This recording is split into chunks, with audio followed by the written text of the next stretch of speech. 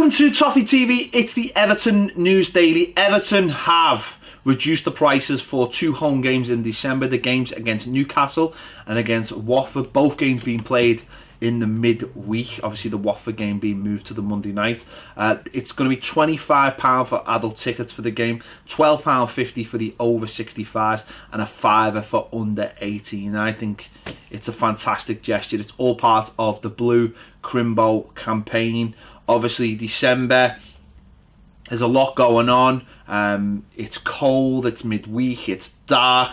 There'll be a lot of reasons for people not be able to get to these 2 games, and Everton are trying to make it a lot easier for people to be able to go to these games by lowering the prices, and hopefully get a full house to roar on Marco Silva's team to 2 victories, because the fixtures are certainly way not kind to us in the next few weeks, but these 2 games hopefully Everton can take 6 points from and help us up the table. So for any reason, whatever that reason would be, that you'd be struggling to get to these 2 games, hopefully Everton have made it a little bit easier for you, and just generally help spread joy and happiness, because that's how we all feel at the moment, isn't it? And that's what we all want to continue. Those tickets will be available from November the 5th.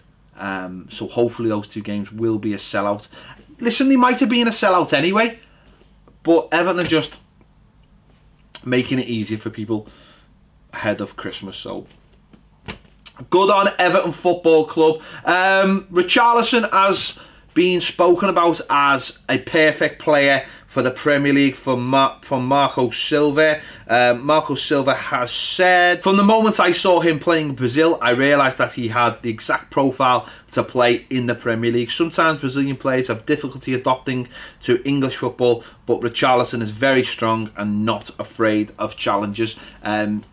Which we've seen. He's not afraid to go down on the challenges as well. But yeah, he is obviously adapted to the Premier League really quickly, and has done really well for Everton so far. And Bernard, to be fair, has also adapted quite quickly, and we'll have to wait and see how Yerry Mina gets on as well, another South American player. But I'm sure the influence of the managers helped. Speaking Portuguese, I'm sure, has helped. And Marco Silva is someone who Richarlison has called a father figure, or certainly another father, has helped them settle into the club, which is all good, because the quicker you can get players settled into a club, the quicker you see their best form. And that's something that obviously Ronald Koeman, who was sacked a year ago today, suffered with, not settling down players quick enough. And maybe that just comes down to relationships. Maybe that comes down to Marco Silva being a lot more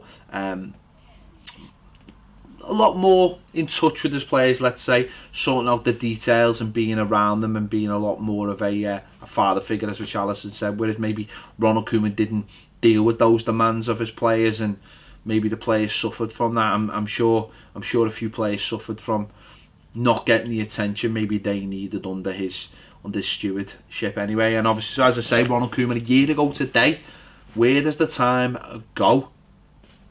But obviously, if you look at the team as well from this time last year, it's mad to look at it now and see how many more quality players we have in the squad, and how much that's helped, and how much obviously we hope to move that on in the future as well. Talking about players coming in, we were linked with Origi last week.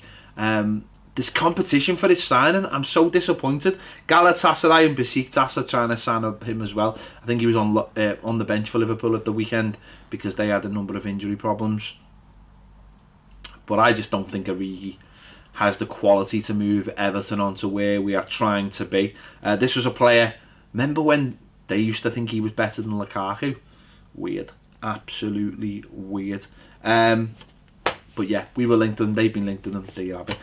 The under-23s, David Unsworth's 23s, who took over this time last year, the first team, they drew 0-0 last night away to Arsenal to stay top of the Premier League 2. Benny Benningham, he played. Morgan Feeney played. He's continuing his comeback in this game.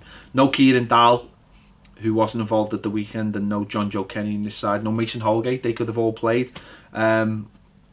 But they drew 0-0, which is a good result away from home. Finally, another ex-manager. This has got nothing to do with Everton, but I just thought it was funny. Marca are saying that Real Madrid are considering Roberto Martinez to be their next manager.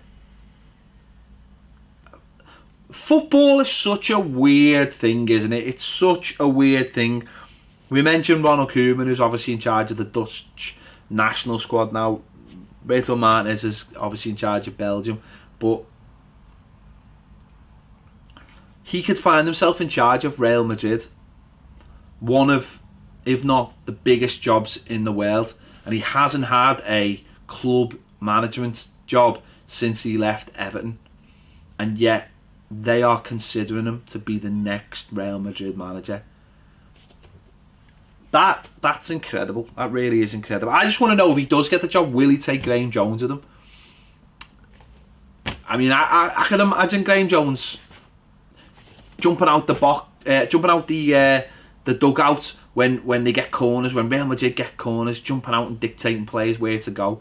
It'd be incredible. I'd love to see Roberto Martinez become the manager of Real Madrid. It would be absolutely fascinating to see how he got on there. But there you have it. That has been the Everton News Daily. They have been today's headlines. As I said, £25 tickets for the Watford and Newcastle game. So well done to Everton Football Club for that. Jump on that if you haven't got a season ticket. Thanks for watching the Everton News Daily, and I'll see you later.